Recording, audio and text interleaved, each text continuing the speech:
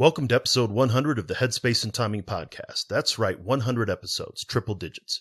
I'd like to start off by thanking my buddies Eddie and Bennett for starting me on this path. The Change Your POV podcast, which can still be found on all of your favorite podcast platforms, is a group of shows that's dedicated to helping veterans change their point of view once they leave the military. I'm honored and appreciative of their support. 100 shows is a big milestone. Most podcasts don't get past the first 20, even less the 50. Here we are at 100. I thought that I'd run out of things to say a long time ago, but it's been great having the conversations that I've been having about veteran mental health. Today's guest is Christopher Lochhead. This is a departure for the show for a number of reasons. He's not a veteran, he's not a mental health professional, he's not affiliated with the military in any other way other than as an avid admirer and supporter of those who served. Christopher is a #1 best-selling Amazon author and a top 30 rated podcaster. He's been an advisor to over 50 venture-backed startups, is a venture capital limited partner, and a former 3-time Silicon Valley public company chief marketing officer, entrepreneur, and co-author of 2 bestsellers, Niche Down, How to Become Legendary by Being Different, and Play Bigger, How Pirates, Dreamers, and Innovators Create and Dominate Markets. After getting thrown out of school with few other options, Christopher started his first company at 18. He's a dyslexic paperboy from Montreal, Canada with Scottish roots. Over 30 years in business, he's earned a PhD from the School of Hard Knocks, experienced the bliss of winning, the pain of failure, and learned how to laugh about the whole thing. He loves family and friends, thinks the Ramones are legendary, believes George Carlin was right, and loves riding the mountains and waves of Northern California. It is an interesting phenomenon to see how empowering it is for people to reinvent themselves. You know, we live at a time where, in a lot of ways, the technology has allowed you to niche down. If you want to be Dwayne France, you can do that, right? You can niche down into a tight niche, mental health for veterans. And prior to the technology, it might have been hard to do that because if you lived in a place where there wasn't a large vet population, you might not have much of a business. But of course, today with the internet, you can reach millions of vets. Welcome to the Headspace and Timing podcast, a show dedicated to breaking down the stereotypes around veteran mental health. My name is Dwayne France, and I'm a retired Army non-commissioned officer and a combat veteran of both Iraq and Afghanistan. After retiring from the Army, I took on a new mission as a clinical mental health counselor for my fellow service members.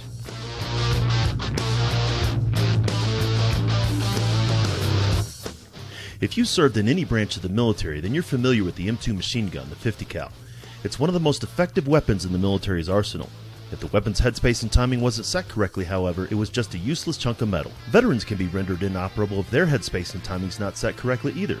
That's my goal with this show, to change the way that we think and talk about veteran mental health and reduce the stigma against seeking support.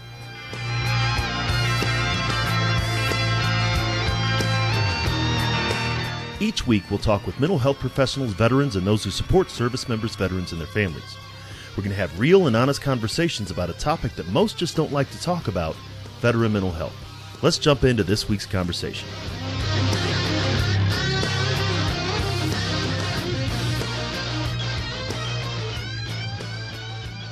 You know, as I've been telling you, just everything that you've been doing, it's been an inspiration for me, and definitely what I wanted to bring you on and help share what you know. I know you love veterans, but also the benefit that you can get, that veterans can get from listening to you. Oh, wow. Well, that's awesome. Thank you for giving me that opportunity. And you know how much I love our vets, and I've had some pretty amazing vets on the podcast, as you well know. Yeah, no, it's you have. I was looking at Commander Divine. We'll lump Sebastian Younger in there too, even though he's not a vet. We accept him for that. He certainly is in the community, isn't he? Yeah, and then and I don't know that there are many Americans that love our veterans more than Sebastian does. No, and you guys talked about his book Tribe, but those of us, heck, I've got it right here behind me, I think. As a matter of fact, it's sitting right there. But just about every veteran that I read it, they sit there and they're like, this is spot on. And then you have General Stan. We called him Uncle Stan when we were in Afghanistan. Yeah, and I had him back for a second time when his most recent book came out, his most recent leadership book. Yes, and just being able to have those conversations, it didn't serve in the military. You're from. What is it about veterans that you're so passionate about? Where'd that come from, I guess? I could give you a long answer if you want, but the short answer, I think, is we have a military in this country, like in my home country of Canada, that is 100% volunteer. And there is absolutely, beyond a shadow of a doubt, no question, and it cannot be argued, and I don't know why you would, that when somebody raises their hand and says, I am going to serve my country, and I am potentially going to risk my life doing that. I just hold people who do that, as I hold our law enforcement, as I hold our, living where I live, I get to see our Coast Guard in action, mostly when they fly by. But, the people who do those things, I would include firefighters. I have dear friends who are firefighters. We recently had TJ Welch on the podcast, and he's one of the leading, he was one of the few guys until he retired in Northern California that ran logistics for these gigantic fires. I don't know, you were nodding. Did you hear that episode by chance? Yeah, absolutely. And we talked about it a little bit on that episode, you might recall, on how the law enforcement, the fire service and the military actually communicated and collaborated so they could share some best practices around the creation of the standards that we have here in California, and I assume the rest of the country. And TJ was on, I don't remember all the technical names of the committees, but I mean, he was on the committee that set the standards for training for how we're going to fight wildfires in California. And so, he collaborated with some of our military there. I have also had the opportunity to work in a business context with many veterans. And look, I'm sure there's bad in any bunch, but I don't remember a veteran that I worked with who wasn't great, if not mind-blowing. And there's a couple I work with right now, and I'm just, inspired by them, and they turned out to be very good in business. Well, and that's what I was. Yeah, I mean, you're not going to get me to shut up about, why I respect and admire our vets.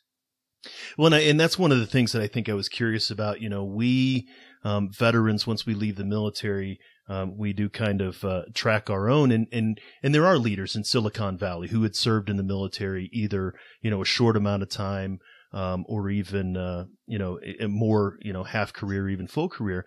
And I was curious if you had come in contact with any veterans that had got into tech or in Silicon Valley. Yeah, many. I'm working with one right now who's a senior guy at a $15 billion market cap tech company. And he was in intelligence, and he served in Afghanistan in the field. And I mean, there's of course many, many things he can't tell me, but some of the things he can tell me are just absolutely mind blowing. And this guy is one of the smartest, most effective, most clear communicators, thoughtful, no BS, no political bullshit, no personal agendas, kind of people you ever want to meet. I mean, a very impressive executive who I think is going to have an outstanding career. And, he left our military intelligence to come into the enterprise technology world. And he has an amazing job right now. He's the he's like the I don't know what his exact title is. Maybe I guess it's probably chief of staff to the CEO of a company called Splunk. And I know the CEO, Doug Merritt. He's been on the podcast. He's an incredible guy. And so I've gotten to know Rory through Doug, and so that he's the guy that I sort of probably most recently, if you will, have worked with, who has kind of had a fascinating career in the military. See, and that's something that a lot of veterans, I think, have to do. Is he went from intelligence, and sure, we're coordinating meetings and stuff like that, but a lot of veterans, whether they serve for 3 or 4 years or 24 years, they have to reinvent themselves. Yep. Once they get out of the military, and that's you've had to reinvent yourself several times over the course of your career. And I really think that there's definitely some things that you have seen that some veterans might be able to need to know coming out of the military. Well, awesome. I'm so glad you feel that way. I really, there's no bigger compliment you could give me, Dwayne, that to say that me as a civilian, is somebody that you think can make a difference for our vets and has something to say and talk with you about, up across these a wide range of these topics. So that's a huge compliment. Thank you. Yeah, no, it's and I think that it just a lot of I think when I first started connecting with you was actually on another podcast, and Joe Sanok's podcast. Oh, and I love Joe Sanok. Some of the stuff just blew me away, and a lot of the things that you have to say. A lot of veterans come out and they think they have tunnel vision, and they don't. They don't differentiate themselves. They don't niche down. They don't recognize what's unique about them. Right. I'm a combat veteran. That's one thing of what I am. I'm also a mental health counselor. That's another thing. I also write and I have a podcast. So all four of those things by themselves are fairly common. But if you put all of them together, not so common. Right. I got like 4 horns growing. I'm not a unicorn. I'm a quadricorn, I guess. But but this is a thing is for me, and I've seen the need to, I don't need to be a mental health professional for everyone everywhere. I just need to work in my space and do what I'm doing. Well, and I think it's cool because I can only imagine being a vet and coming to a place where I felt like I wanted to talk to somebody professional about where I was in life or challenges I might be having or dilemmas I might be facing, whatever it is. It makes all the sense in the world that I would want to talk to another vet. It makes all the sense in the world. I went into counseling once in my life, and I asked my family doc, who's a woman, is there somebody she could recommend? And I said to her, Dr. Kathy, I don't want this to sound weird or whatever, but I kind of feel like I need to talk to a guy, And sometimes, you just want to talk to somebody who you think will have the best chance of sort of understanding your situation. Well, yeah, and sometimes it doesn't work, right? Sometimes you want to find somebody that's different and unique, but whatever it takes to sort of get over that hump, and that's actually something I think that I've started to notice too. Is you're getting more into being open about the mental health stuff and the need to change the way that we're talking about mental health. Yes. It's interesting because I'm on the spectrum for bipolar. So, I've been diagnosed with 5 or 7 of these things. The first one was dyslexia, and I have dyscalculia and this thing called executive function disorder and a little bipolar and, all this stuff. So I just put it all together and I just call it dysfucklia.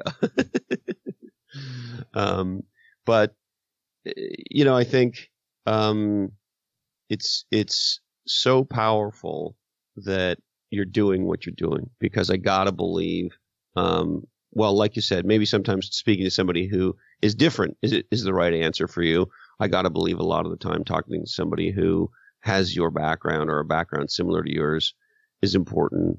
And, to your point on talking about it more, I am. And a dear friend of mine, and I don't know if I have permission to bring him up, so I won't, but a younger man went through a very challenging situation last year. I'm hoping to have him on the podcast soon to talk about it. Anyway, without getting into the specifics, he came through it incredibly, and he was hospitalized because of the mental health breakdown he had. He was very suicidal. And, it's 9 months or so, maybe not even, since that happened. And this young man has put his life together in the most extraordinary way. And it just inspired me to talk about it more. And look, I have had suicidal thoughts, and I have, felt terrible about myself for any number of reasons. And I, on a fairly regular basis, say pretty shitty things to me about me in my head. Yeah, I've been inspired by this young man. And so you're right. I am talking about it a little more, I guess, aren't I? Well, and I mean, it definitely is something that's coming out. Maybe it's just, my bias, right? I'm listening to it with the mental health professional's ear. But the conversation is changing, and definitely the conversation is changing, for veterans. But, you have been through some, pretty significant challenges in your career, in your life. You're very, open about, how things started in your educational career. But if you want to call it that, careers end for different reasons in different ways. But you've overcome the challenges, and you recognize that life slaps everybody in the face sometimes. But veterans will experience that in a very unique way. You've talked to, obviously Commander Devine and Christian Anschutz, and understand, that it is a unique culture for veterans coming from one enclosed space and then coming out into this great big, what we call civilian, world that can be challenging. Yeah. Yeah. And I look, of course, I don't have the direct experience, but I relate to that for sure. I also very much relate to, feeling like, for whatever reason, the deck is stacked against you, whether it's some kind of a systematic thing or, here's the distinction in my head. There are some people who, find their place in the world. And if you look, I think particularly at our education system, but a lot of the things that you hear in our world, about self-improvement or education or development of any kind, or career options and planning, or anything sort of, whether it's personal development or career, or even just life and happiness, there's a context behind some of it that is sort of about your job is to try shit and figure out where you fit. So I try singing, and then the world tells me if I'm good or bad at that immediately. And, and I try athletics, and I try science and math, and, as a child, and you do all this stuff, and we play and all these things. Right. And then when we connect with something, then it becomes part of our identity. So to your point, you're a podcaster. That's an identity. You're a vet. That's part of your identity. And so as you go on that path of kind of constructing yourself, designing yourself, the context behind a lot of it, if you unpack it, is what you're doing is finding your place in the world. Oh, some people like pickles. I hate them. I'm not a pickle guy, right? And so every single thing is like, where do I fit? Where do I not fit? Am I like this? Am I like that? And of course, that's true for all of us. But there's a very big but here. And this may be another reason I connect to some vets. There are some of us who, while we may be able to find certain places, in the big sense of the context, there is no place for us. And so we have to make a place versus find a place. Because when you find a place, that means there's a place already. But if you don't fit, if you're that, square peg in the round hole, then you have to make a place. And so, for example, what you are, right? Well, in any of those 4 or 5 domains, writer, counselor, et cetera, you were able to find places. And there's a track. When I say, hey, I want to become a counselor, there's a track you can get on, and you can fit into that world or not fit into that world. And that's true of being a vet, and it's true of being a podcaster, and it's true of being a writer. But to your point, when you put them all together, well, now you're a new thing. And so I think the way I think about it anyway is, it's much easier if you can find your place. And if you can, God bless you. I have no value judgment associated with any of this. And then what I do know is I think for people who, for the most part, find their place, my wife is like this. She found her place, and she's an incredibly unique human being. And so there's a level of pain and suffering I've had in my life that she's never had in her life, because there was no place for me. And that feeling of misfit, that feeling of outcast, that feeling of, not belonging, or being afraid that people will find certain things out about you. I was always afraid as a kid of being found out for being stupid because I couldn't spell my last name and stuff. And I was also confused because I knew I could see things and think about things and had skills that other people didn't have. But at the same time, I can't find my keys, right? Like, I'm just so useless at so much. And so anyway, I guess that's a long way of sort of unpacking it. But the reality is, for those of us who have to make our place, I don't think there's a lot of places to go. I think there's a lot of good books. I think there's a lot of good podcasts. I think, and we can learn a lot of things. But most of it, I think, sits more in the context of helping people find their place than helping people make their place. And so I guess the thing I connect to in that regard specifically, to bring it back to vets, is I gotta believe when you come out of the military, and therefore by definition you're a veteran, there's got to be at least some element of making a place, because now you're identified by what you were and are no longer. And that's a weird thing, because the vast majority of us are identified by who we are now.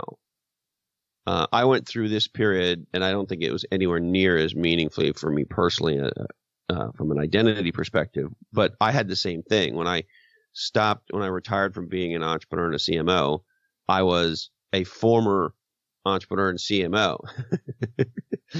and I got introduced that way, and that's a weird thing. And today I got introduced as a podcaster and an author. And so anyway, I guess long way of saying, it's got to be a challenge to have this badge, which is truly a badge of honor, but at the same time, it's for something you did in the past. And so I got to believe all of that, and probably others, mean some meaningful percentage of vets feel like they're having to make a place, because they're in a sort of unique situation, and one, per our earlier conversation, that most people can't really relate to. No, I think that's entirely accurate. But then even more, for many veterans, they did find their place in the world. They felt that the military was their place, and now they're no longer to be in the place which was their place, right? This is, I spent 22 years in the Army.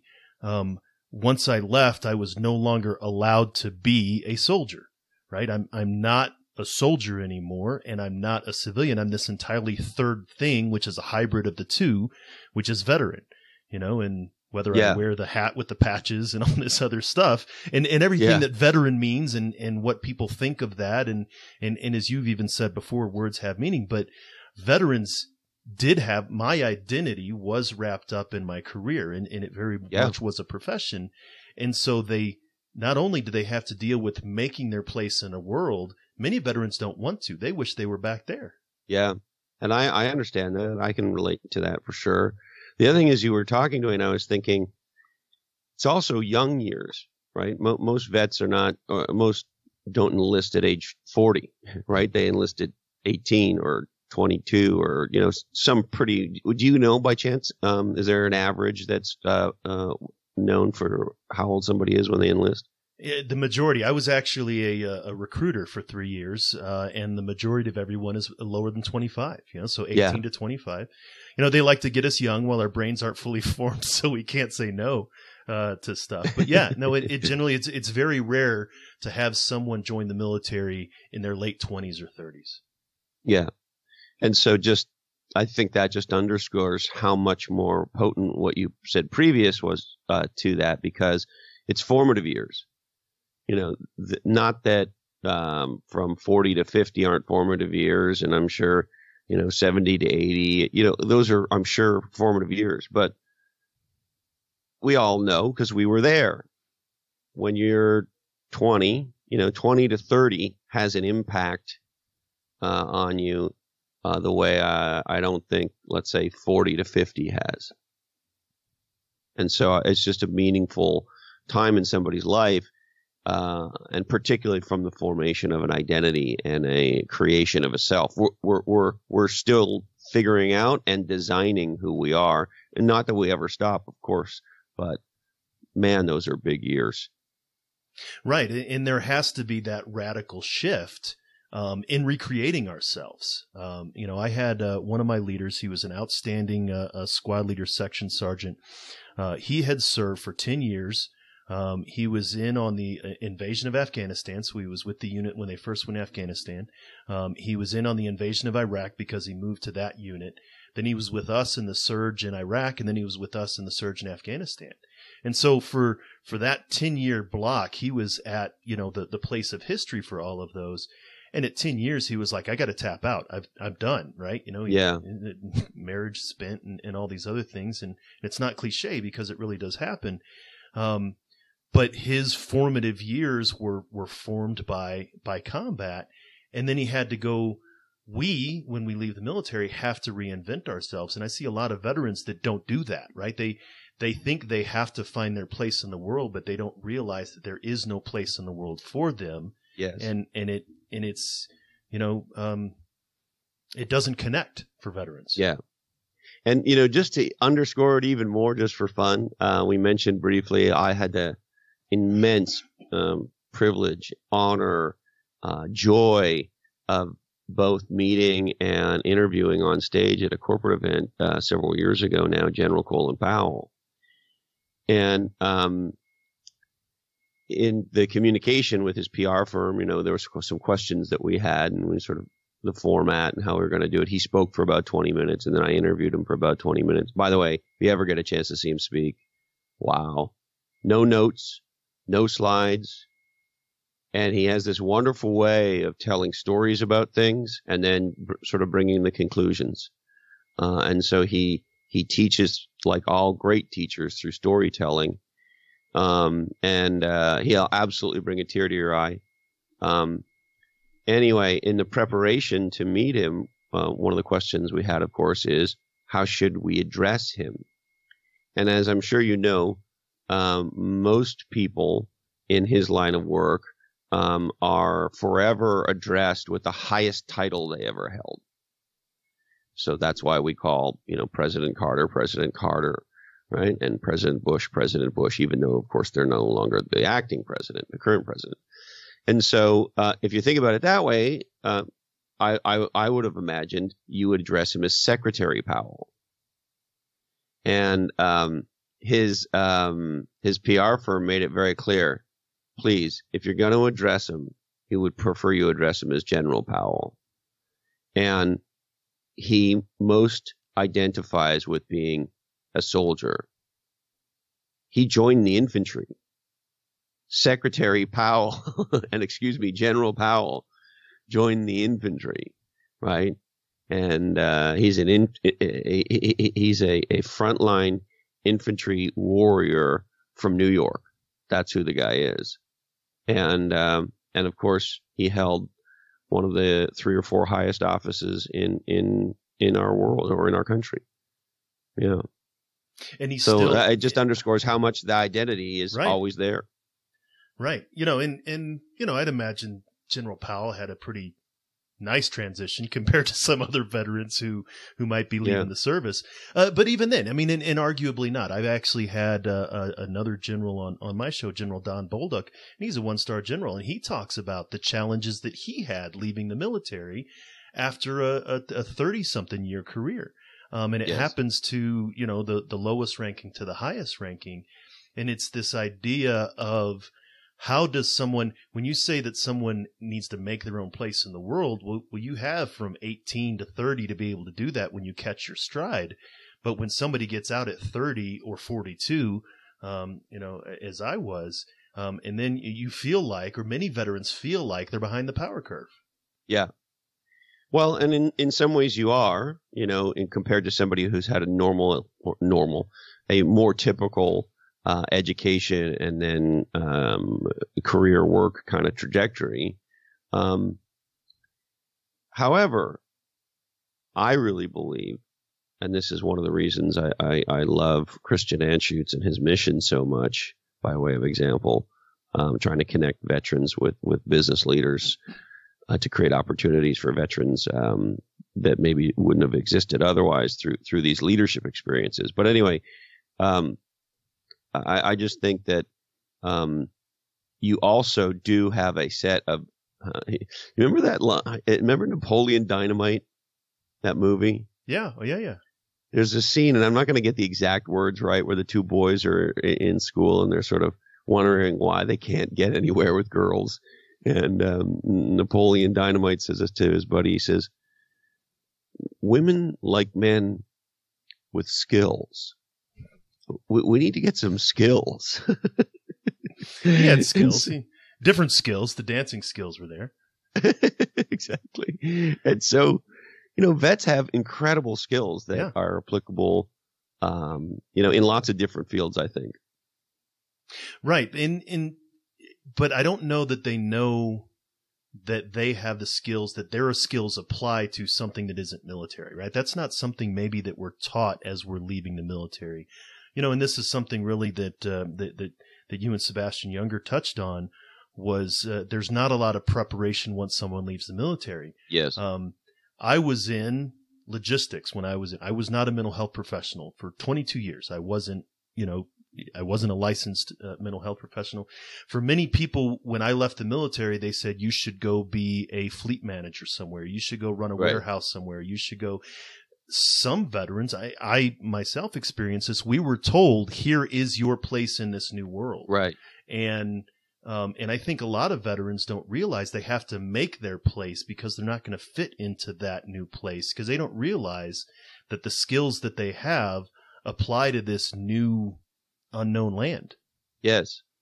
And this is why, amongst many other reasons, I'm so impressed with and enjoy speaking with General McChrystal, or as he insists I call him Stan, which is very hard because I really want to call him General McChrystal.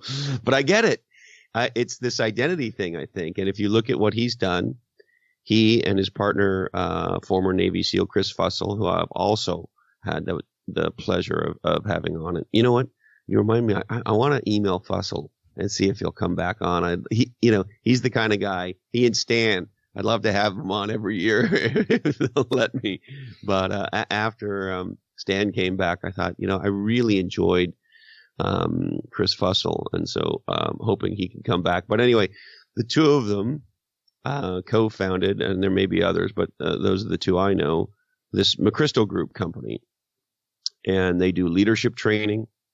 And they write these amazing books. They have a handful of books that have come out.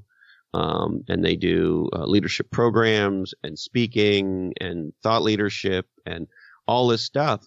And I forget the exact tagline on their website, Dwayne, but it's something about, from the battlefield, strategies that work from the battlefield to the boardroom, or something along those kinds of lines.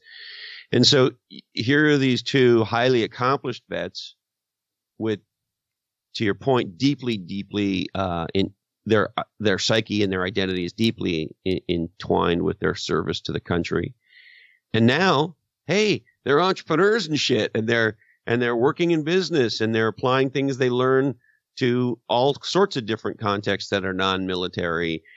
And so, look, who am I to say? Because of course I'm not a vet, but I look at that just as a human being around this notion of the ability to design your life any way you want, including making a material change in even parts of your identity, and being very deliberate, very proactive about that. and then succeeding on that kind of scale. And shit, if that doesn't make you inspired and impressed, I don't know what will.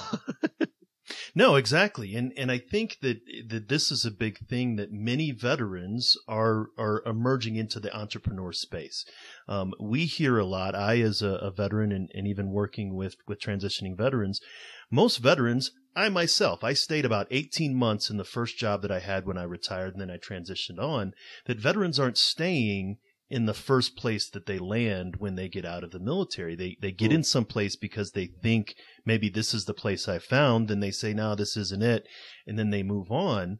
But this idea, and you've mentioned it several times, that this is going to be the least entrepreneurial generation, but we see veterans as supremely entrepreneurial. Yeah, look, I don't have any data, so you would know a lot more about this than I would. My experience in the world and my conversations, is this a true statement? It may not be 100% true, but it's close.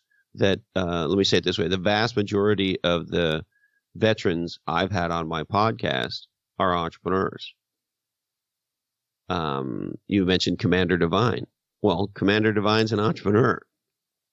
He has a physical fitness training business, and he's an author and a speaker. He like us, is a podcaster, a great podcast. Absolutely. But military or not, Mark Divine's podcast, Unbeatable Mind, A+ podcast.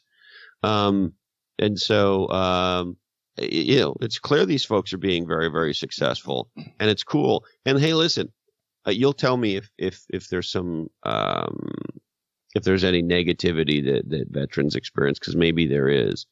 But I would think that being known as a military, or excuse me, a vet business, a vet-owned business, if you're a small entrepreneur, if you're the vet-owned pizza parlor in, Kuala Lumpur Ding Dong, that's cool. Because it's like, hey, well, if the pizza's pretty good and it's sort of a bit of a toss-up, hey, let's go eat at the veteran pizza parlor. No, and definitely, and I think this goes into not just individual identity, but collective identity, right? I guarantee you that if there is a local pizza parlor from, John Smith, and then, Vet Pizza or whatever, I as a veteran, I'm going to go to the Vet Pizza unless it's crap, and then I'm going to tell them about it, right? But veterans, again, this goes back to not being in that place we were. We want that connection with other veterans, and so veterans are more likely to work or frequent those organizations that are veteran owned or veteran specific or things like that. And there is that. People appreciate veterans from afar. This is something, especially when I see with mental health, right? You want to go to the movies and you want to watch Chris Kyle's story up on the big screen, but when it comes to the barbecue and I'm telling that same story sitting next to you, you're a little you're like, I don't know if I want to talk to this guy. And so a lot of people who had never served, they want to appreciate veterans from afar, and there is that ability to support. But then when it talks to, let me tell you what it's really like to be on the side of a mountain in Afghanistan. Let me tell you what it's really like to be, in the streets of Bakuba or Ramadi or Baghdad. Those who have never served sort of want to keep that at arm's length. Yeah, I never understood that. Right. Whether it's that or anything else that is sort of getting right to the heart of it. Like, let's not bullshit ourselves about what's going on, right? We have a military because we go to war, right? That's what happens. My grandfather, Jack, was a vet. He served in World War II for the United Kingdom, Scottish, right? Scotland. And so as a little boy, I used to say to him, Granddad, tell me about what World War II. I can remember being maybe 4, 5, and my whole life with him until he died, I wanted to hear the stories. And he didn't end up seeing combat. He ended up in the Navy and being in logistics and supplies. as particularly as the supply lines opened up from North America, because of course in the beginning the United States was not supporting the war. But anyway, I wanted to hear all those stories and the stories of the friends that he lost and why he and my grandmother decided not to get married because if something happened to him, and on and on and on, right? And so why wouldn't you get into it? It's like anything else, right? We had TJ Welsh on the podcast. I mentioned him earlier. An extraordinary chief in our fire service who was part of the team that kind of wrote the best practices and procedures for how wildfires get dealt with. And, you want to get into it with them. Like, hey, TJ, what happens in a wildfire? He told me something by way of example. The flames can be 200 feet above the trees. Holy shit. And TJ and his logistics team could put up a functioning city for 5,000 firefighters in about 8 hours. And in a few hours, he can have basic supplies, the supply lines in, and, I think he said, like, boxed sand or sort of, what are those military emergency meals, you guys? What do you call those things again? The MREs. MREs, yeah. Or it's Mr. E. That's what we call him, is Mr. E. Mr. E. Since you don't know what you're going to grab once you open it up. And so he's talking about in a couple hours we get that, and then a couple hours later you can get a boxed lunch, and by the 8th hour we're serving you steak. He builds a city. Well, why wouldn't you want to get into a conversation? So I don't understand why people shy away from getting into it with veterans. I think it may be, and of course, a lot of us have that natural curiosity. We want to hear that. And veterans, this is something that I've seen as a mental health professional. We want to tell our stories. We want people to understand what we experienced. And then there's a paradox of we don't know how to tell it. And we're afraid what will happen when we do actually share it. But then I think there's another group of people that don't want to know where their steak comes from. Don't tell me about the butcher, right? Don't tell me which part of the cow is. I just, I don't want to see what's behind the scenes. Just give me the steak and I'll be perfectly happy. And so I think that's really sort of the difference. That's right. And I think that's total bullshit. Sure. Yeah. Oh, the other veteran I just was thinking about as you were talking that's been on my podcast, who I think is absolutely amazing. And I'm happy to introduce you to him. I can't guarantee he'd do it, but I bet you he'd come on. I know you guys would like each other a lot. Is Matt Kubler. He also served in the Army, and he's an amazing career police officer. He was in the first batch of air marshals hired and trained and deployed after 9/11. And now he's an author and a speaker, and he tells an amazing story about the death of his brother and what that has meant to him. He's a guy who speaks openly about mental health. He's a fascinating man, and he's one of these guys. As corny as it sounds, when you talk to Matt Kubler, you just think, I am so proud that guy is in this country, that I get to be in a country with this guy. That guy makes the United States of America a better place, period, full stop, end of discussion. Right. And I think that's, and you were able to connect with him and get to know him personally and have that conversation with him. And this is, again, and even go more meta than that, just this medium of now many people know about him and his experiences. But that's what veterans want to be able to do. It's not that we want to be seen as these mythic heroes instead, because we're just as human as everybody else, right? I screwed up 5 different times today. It's not like we're none of us Captain America, and none of us try to portray that we're Captain America. But then when somebody maybe perhaps dismisses our service or doesn't want to hear, said, hey, that's in the past, you got to get over it, that stings a little bit too. Yeah, I think that's bullshit. The other one that I think is really bullshit is, you know, I disagreed with X that the United States was doing in Afghanistan, in Korea, or whatever it is. Of course, Vietnam, and or anything that's happening in present day. I don't like what we are doing in Syria. I don't like what we're not doing in Syria. I don't, whatever the fuck it is, right? And then so there's a criticism that goes to our military because a person's politics or beliefs. And maybe for very good reason on their part, they're not trying to be bad people, but they say, oh, I disagreed with us doing X military thing. And therefore, there's a disrespect to the military. And that, to me, is the most giant piece of intergalactic bullshit. Because you don't even understand how the country is constructed. The military, by definition, on purpose, for very good reason, doesn't decide what it does. Because that's how you get tyranny, my friends. Right? And so our military serves a civilian government. And that civilian government makes choices. That civilian government is elected by the people with whatever flaws you might think we have in our system. And clearly we have some, but that's neither here nor there. That's our system. And so we elect our officials, and those officials, the president and everyone else, she or he appoints, and members of Congress, and so on and so on. They decide that we're going to do X in Afghanistan and Y in Iraq, or not, and we're going to have this many troops in Korea, or whatever it is. And so you might disagree with the action, and you might think that's for very good reason, and maybe it is.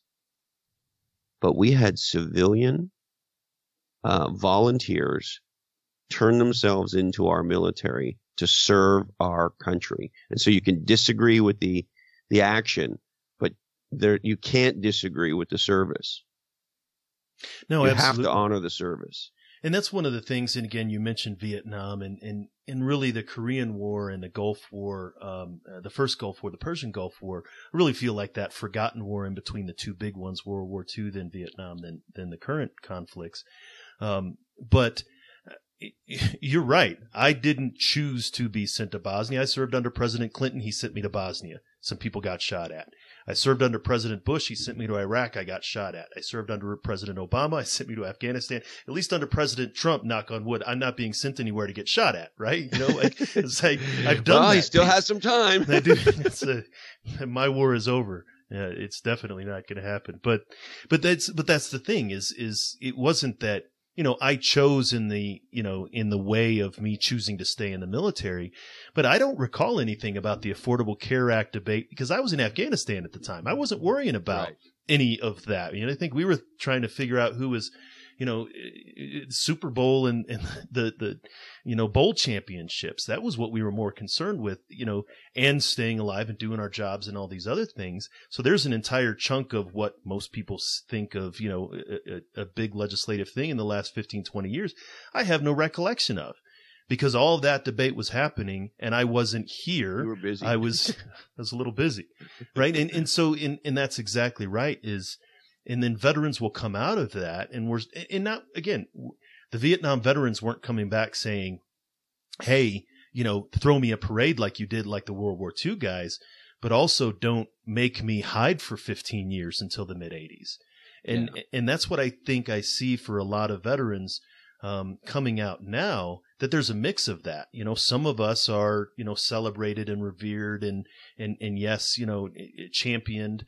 Some of us are simply forgotten, right? They move back to a hometown where there's not a lot of other veterans. You talked to Eddie and Bennett and on the Change Your POV podcast. I sure did. That was a riot. It was pretty fun. I will never forget it. It was fun.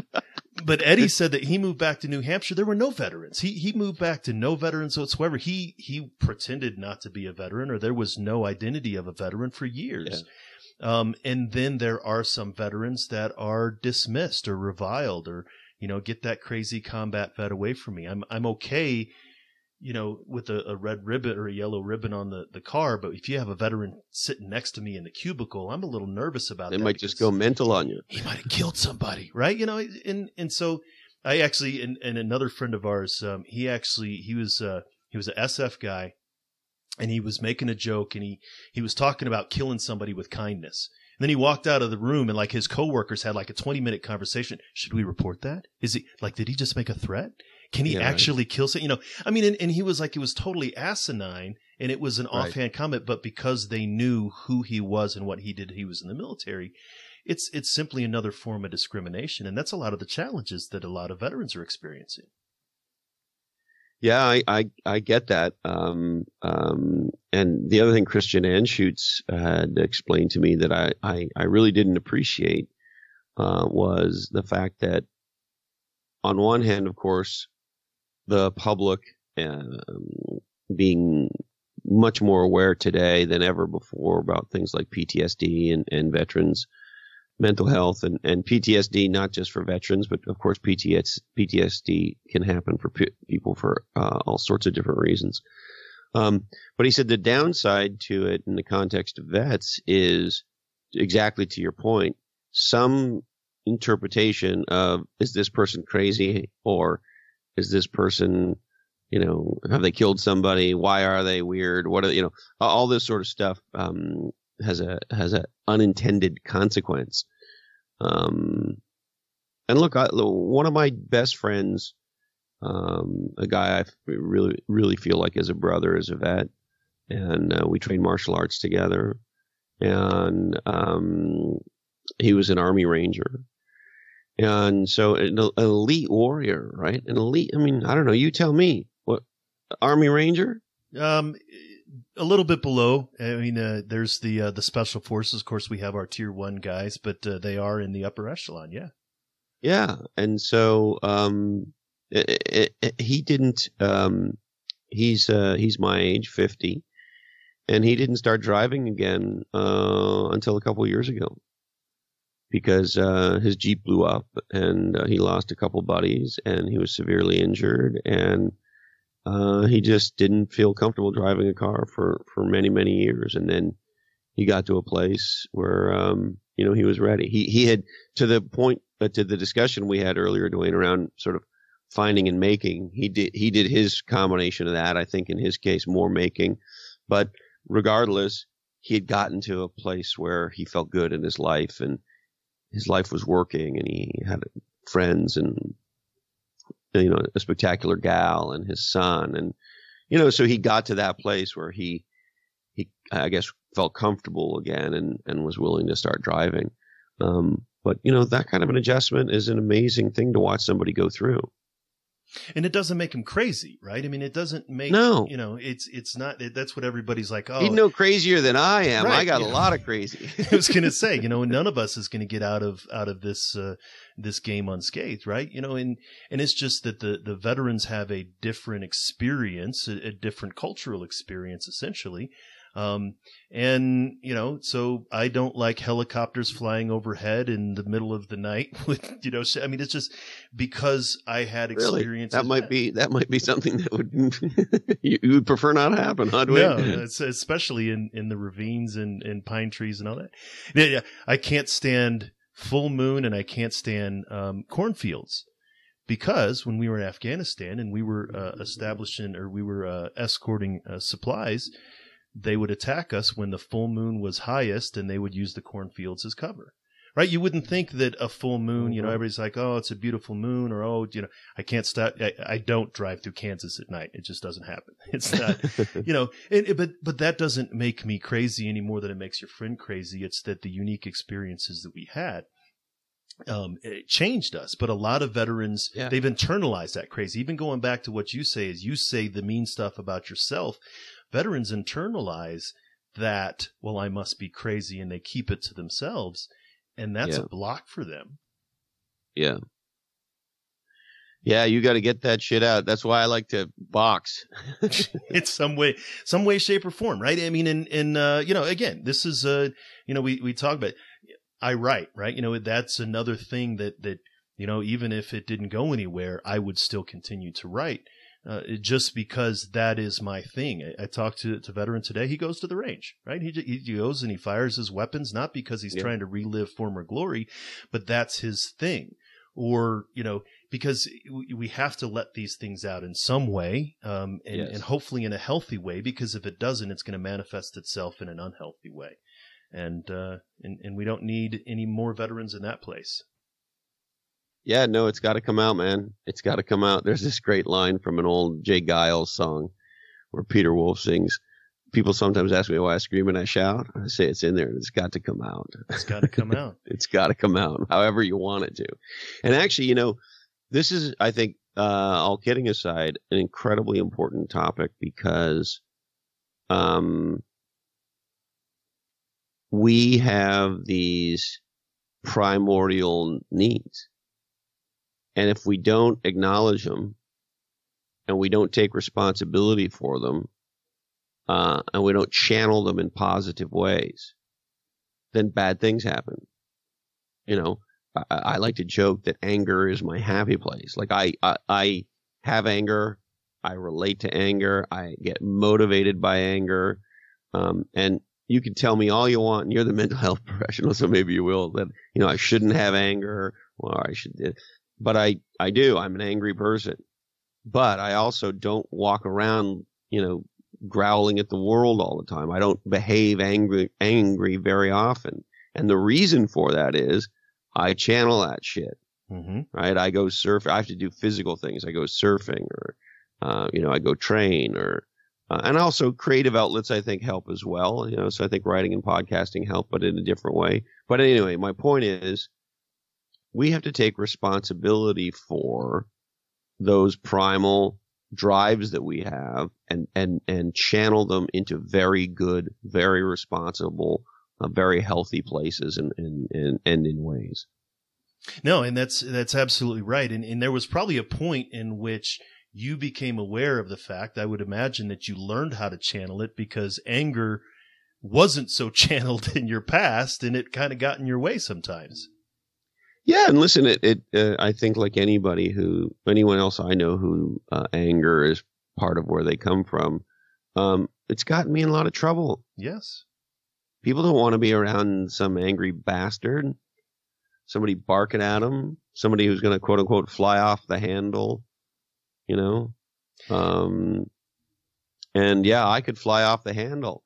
We had an old buddy of mine on the podcast recently, a guy named Dennis O'Malley. And Dennis is the CEO of the largest integrated cannabis business in California called Caliva.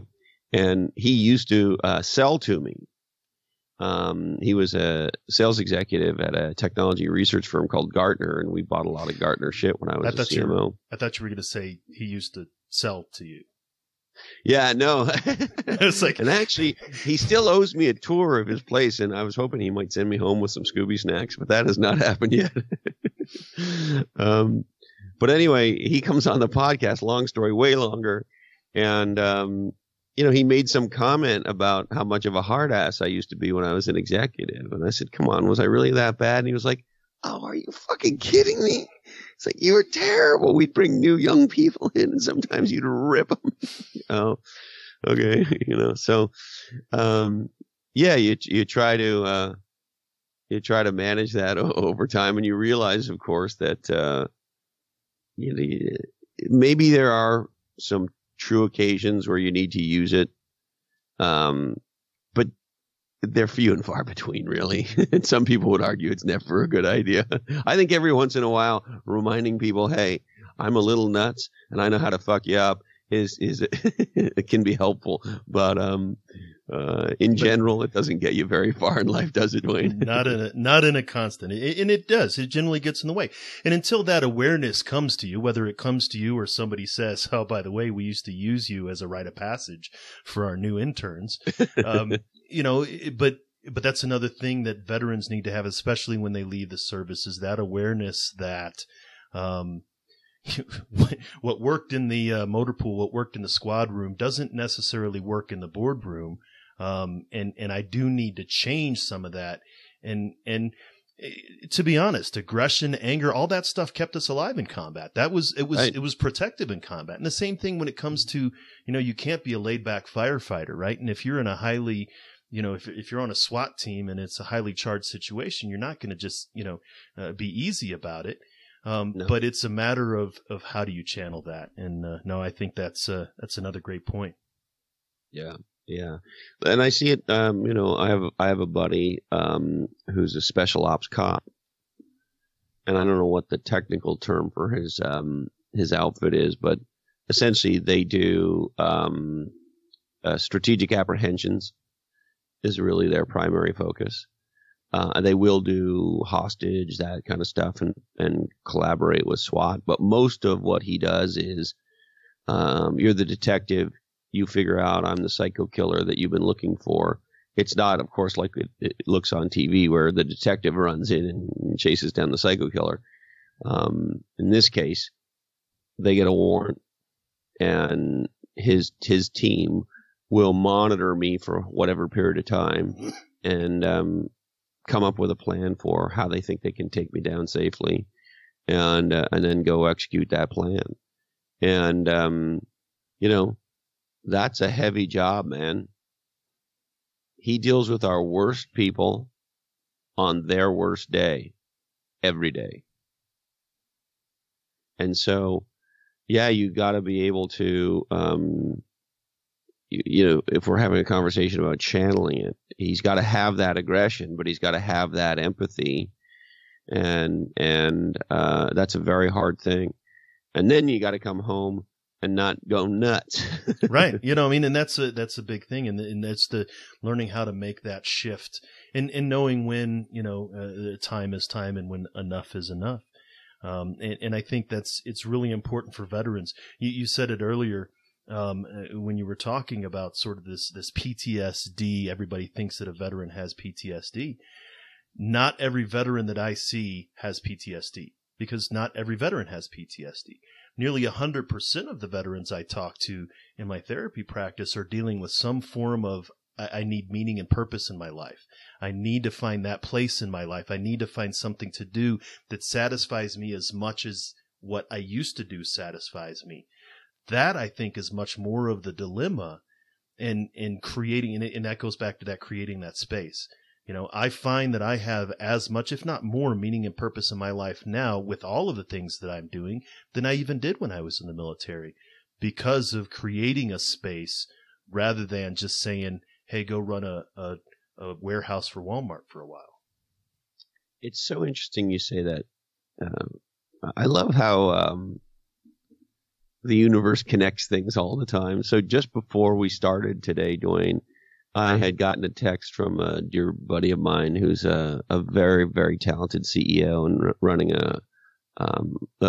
I just think, a wonderful technology company. Anyway, he says, question, after all your writing and podcasts, if you had to come up with some bullet points on what makes a person legendary, what would those be? And I made a conscious decision to not think too hard and to just sort of type back what came out immediately, just sort of the blink kind of idea, as opposed to, because I thought if I overthink it, then I'm gonna have to think of it. So anyway, I just decided to kind of blink it, and what came out was, one, someone who makes a difference / produces results. 2, someone on a mission bigger than them. And I'll give you the others if you like. 3, great at relationships. 4, fun and funny. 5, honorable. And 6, tough. So I'd say that veterans are 5 out of those 6. The great at relationships, I don't know about that. That might be a little, but no, in this mission bigger than themselves.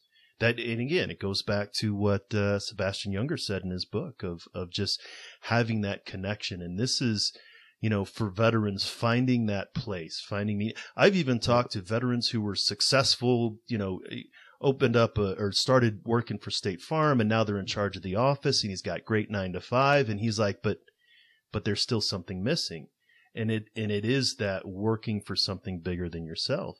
And that's why I wanted to bring you on the show is you intuitively know that. And veterans, I think, need to hear that from as many different places as possible. Well, thank you. That's very kind of you to say. Let me share something with you. This is maybe a little overly personal, but it's in my mind.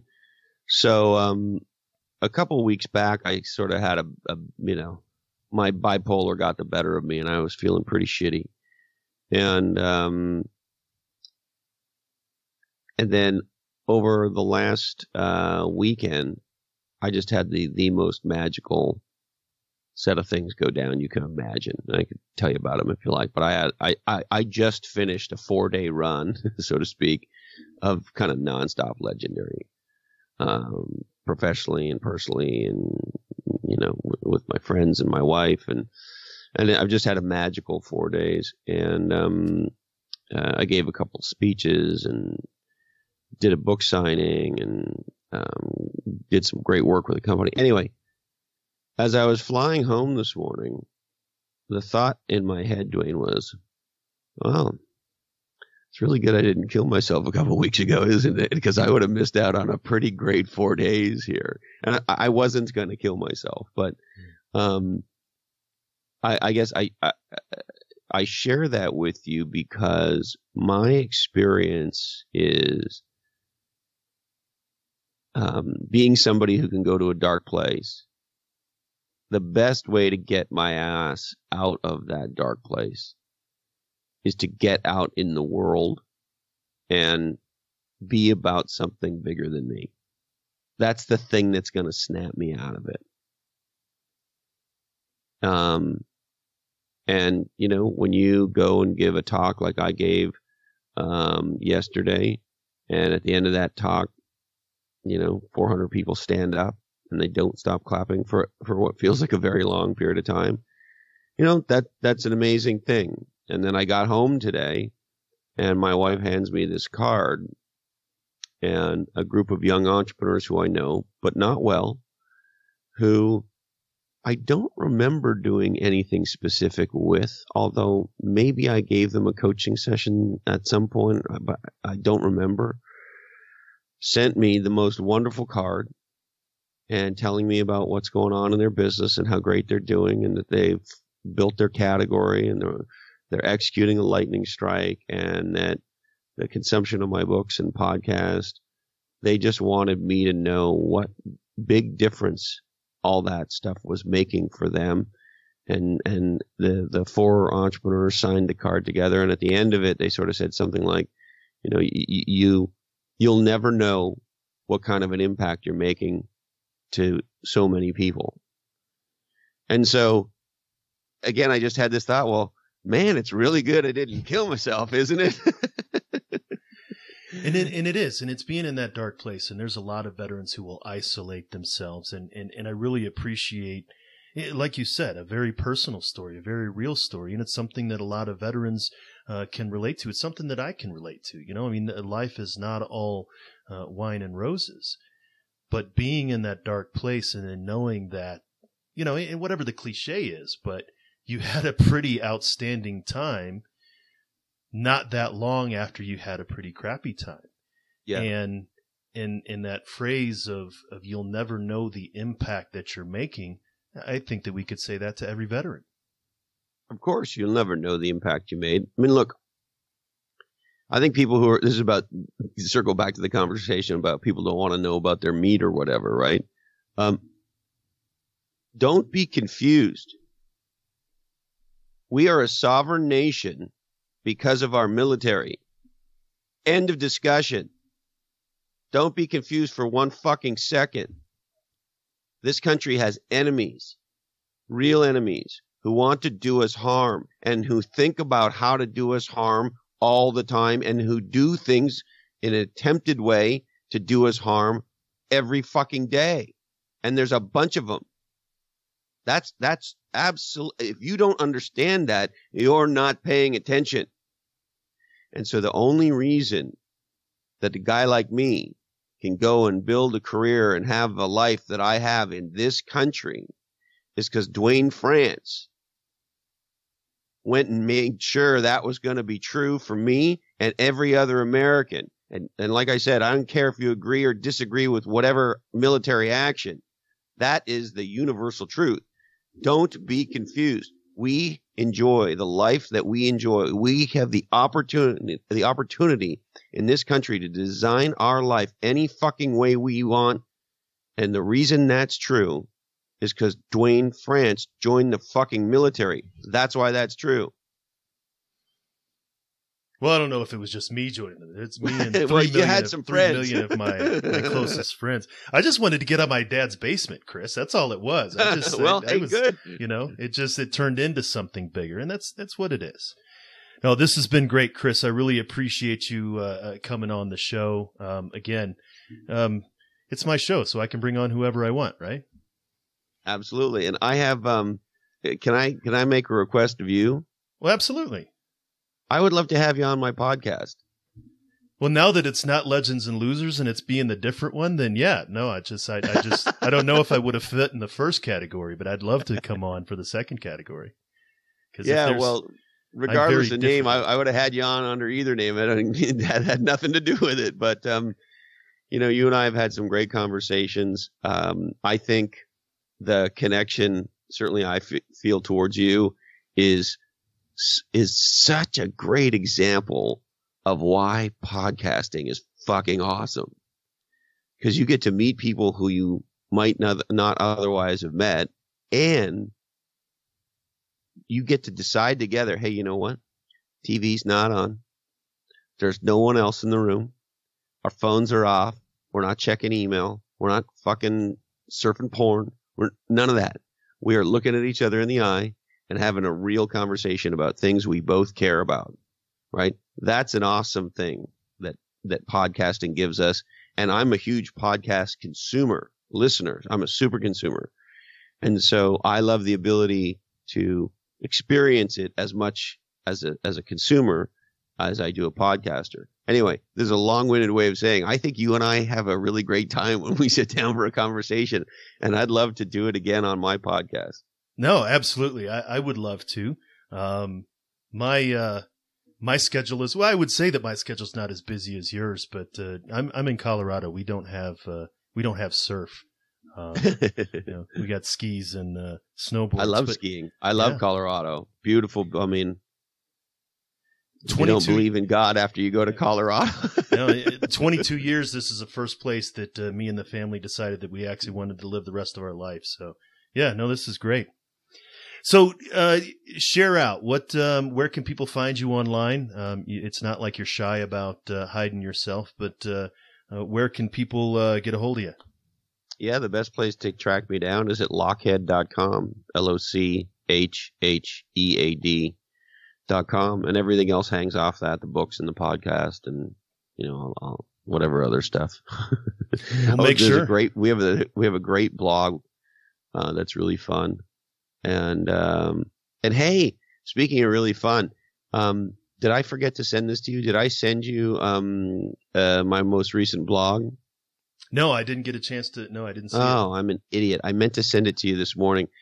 So my dear buddy Eddie Yoon, who's one of the smartest people I know, he wrote this amazing book, Super Consumers. He and I wrote an article for HBR, the Harvard Business Review, and it's about how many superstars are leaving corporate America to become solopreneurs or entrepreneurs.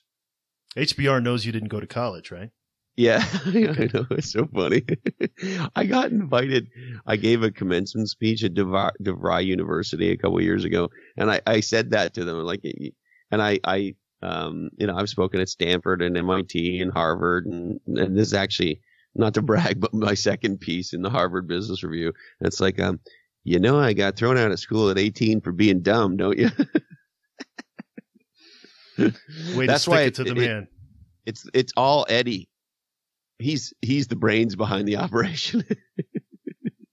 But anyway, it is an interesting phenomena to see how empowering it is for people to reinvent themselves and to become solo. You know, we live at a time where in a lot of ways the technology has allowed you to niche down, because it allows, if you want to be Dwayne France, if you want to be our friend Joe Sanic, you can do that, right? You can niche down into a tight niche, you know, mental health for veterans, And prior to the technology, it might have been hard to do that, because if you lived in a place where there wasn't a large vet population, you might not have much of a business. But of course, today with the internet, you can reach millions of vets. And so that is a very, very cool thing. Anyway, it's a phenomenon that I love. My buddy Kevin Maney calls it becoming a personal enterprise. And even if you're an employee, I think as a mindset, it's a great mindset to think about yourself as a personal enterprise, as a business, or as Jay-Z said, say that 3 times fast. I'm not a businessman. I'm a business man. No, exactly. And you're doing a lot of great stuff, Chris, and really appreciate you coming on the show. Dwayne, thank you so much, brother. And I can't wait to have you on my podcast. I'll fire an email to you and we can get the schedule fired up. Absolutely. Thank you, brother. Yeah.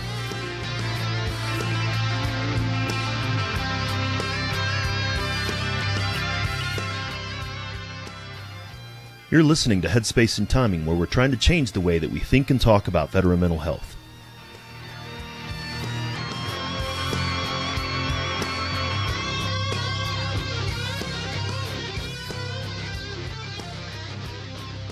I wanted to bring Christopher on because his thoughts and words have had a huge influence on my life, and I see the relevancy for veterans to hear what he has to say. I first heard him on another podcast, Joe Sanok's Practice of the Practice. It was a 3-episode series, and after listening to all 3 in 1 week, twice, I drove to the bookstore on a Friday evening because I didn't want to wait for his book to come in the mail.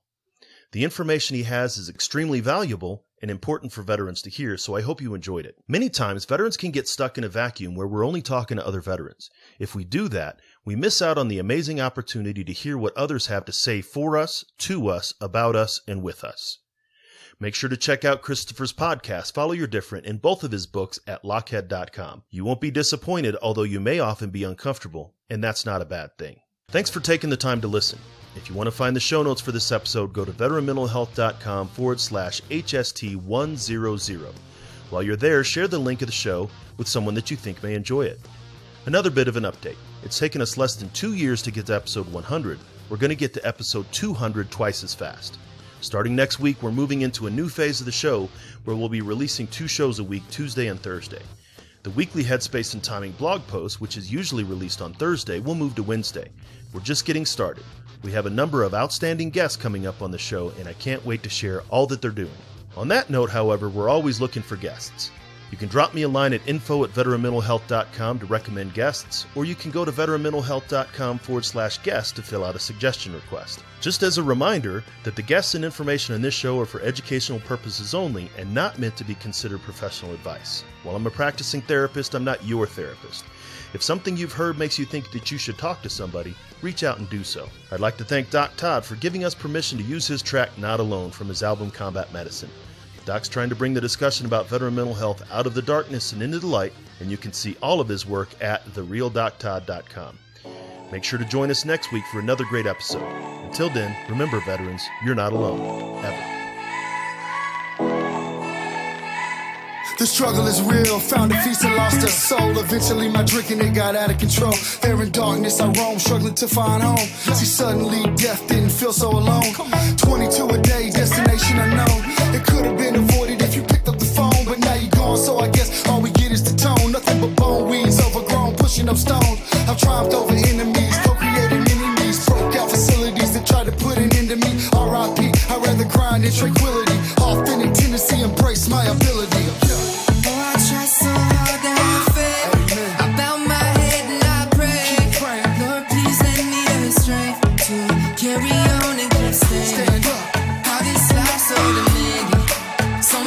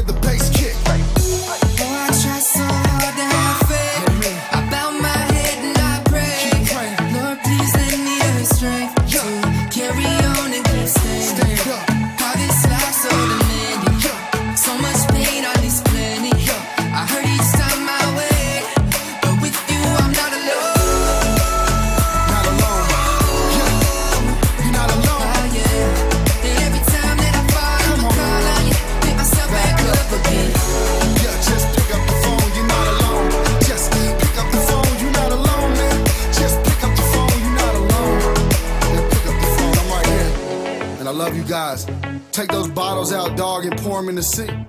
Take the needles out your arm and the gun away from your forehead. It's time, man, you've been through enough pain, stand up. It's time to stand back up. All my veterans, man, Army, Marine Corps, Navy, Air Force, Coast Guard. Get up, you know. Oh, I try so